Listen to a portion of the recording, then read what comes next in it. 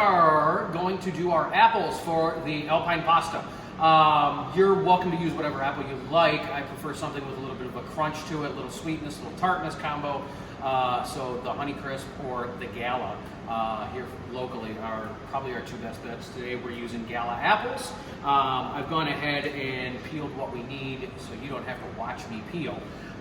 We'll move forward with this then. So I've got my butter that I am going to melt. As that butter is melting down, I'm going to also add in my cinnamon. You're welcome to use a cinnamon stick as I have, or if you don't have the cinnamon stick, feel free to use about a tablespoon of cinnamon. I've got my sugar.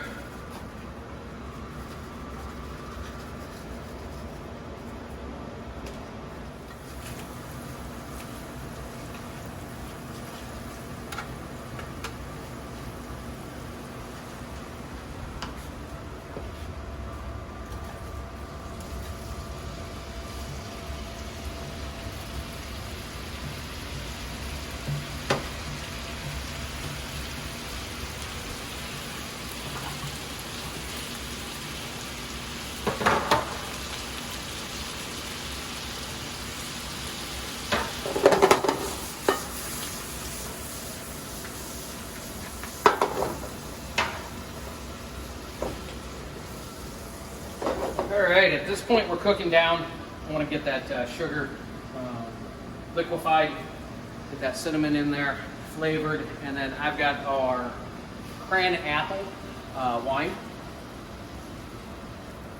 So I've got my cinnamon, I've got the sugar, we've got the cran apple in there. We want it to reduce down to au sec.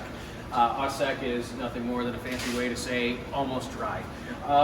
We're going to continue to let it cook down to almost dry and intensify all those flavors.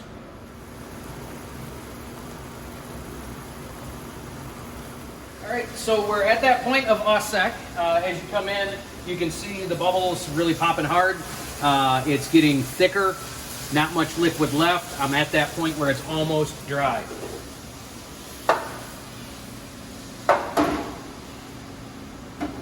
Set that to the side and reserve it, and we're going to make a move towards our pasta. So what I've done here for speed and you not watching me process product down, I've got my toasted, roasted breadcrumbs. I've already julienned my onions, and then I've gone through and portioned and cut my pasta. I've got it partially cooked, and we're going to move from that point. Moving forward, I've got a pot of water going with my potatoes, my Yukon Gold potatoes are working over there. You don't want to overcook these potatoes because remember they are going into the pasta dish, so I take them to, it's almost al dente, even though it's not a pasta, it's still an al dente potato, and I will allow that time in the oven to continue cooking to where when it's served, it's ready to go. I've got our bacon.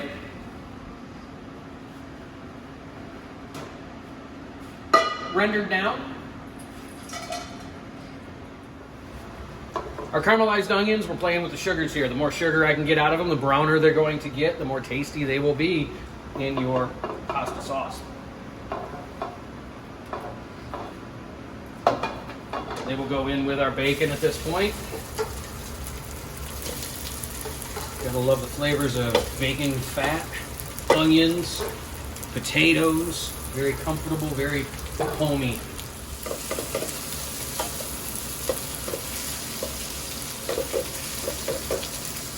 All right, we're at the point where the bacon and the onions are about where we need them. I've got my pre-measured nutmeg, a little bit of heavy cream.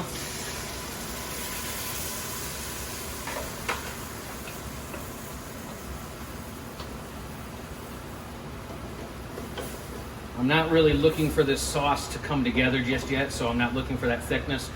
Your pasta, do not drain. When you drain that pasta, don't rinse it, as we often do. I want the starches to stay on the outside of that pasta, so when we do incorporate it into the sauce, it'll help stick together and help thicken that sauce. We've got raclette here, local raclette cheese, which they've done in the style of the Swiss as well. It's not quite as pungent as the French style raclette, which I find enjoyable. It's definitely more the American palate. And we're making a wonderful cheese sauce. Lots of love, lots of flavor. At this point, the cheese is melting into the cream. It's more of a fondue, to be honest.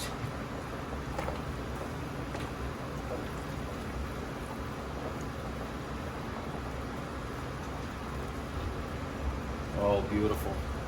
They've come together nicely. Our potatoes are at that point where they're not quite done. Remember, we want them to suck up the flavors here, and they are going to finish cooking in the fondue sauce. So, as we layer, we've got our pasta, we've got our sauce.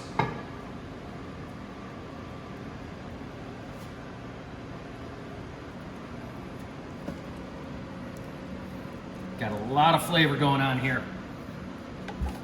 And then we're going to come in with our apples.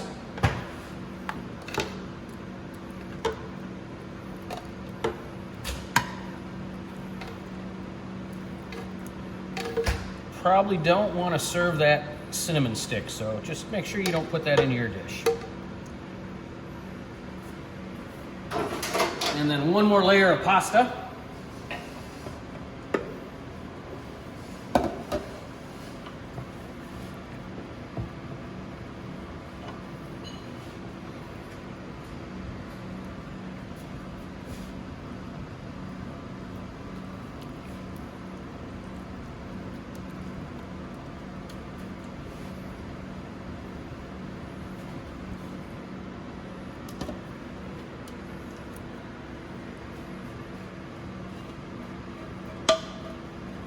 Get all that goodness from the bottom of the pot. Make sure not to burn it.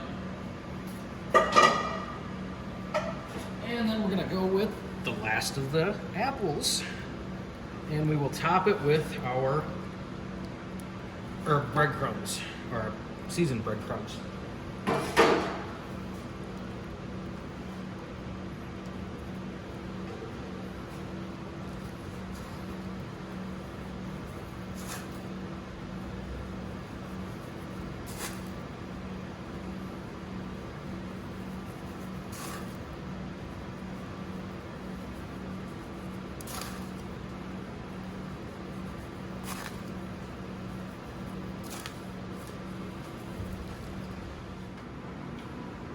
All right, so we've got our Alpine pasta. I'm going to pop it in the oven here for about 10 to 15 minutes.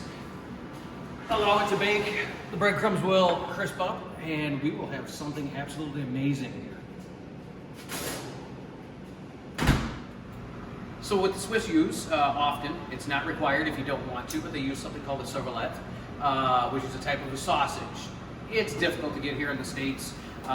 It's even difficult to get it outside of Switzerland. So something like your kielbasa, a smoked sausage. What's your favorite? What do you like? That's what I'm going to recommend. This here is just a simple kielbasa that's made here in northern Michigan. I will saute that kielbasa.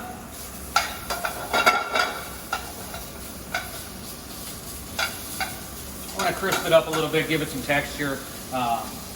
Bring out that, caramelize the sausage a little bit so we can get some flavor working with it. And then this is going to go on top of the served portion piece.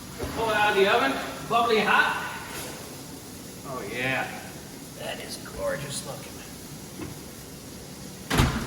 I said this might feed 8, heck, this might feed 12. Just depends how hungry you are.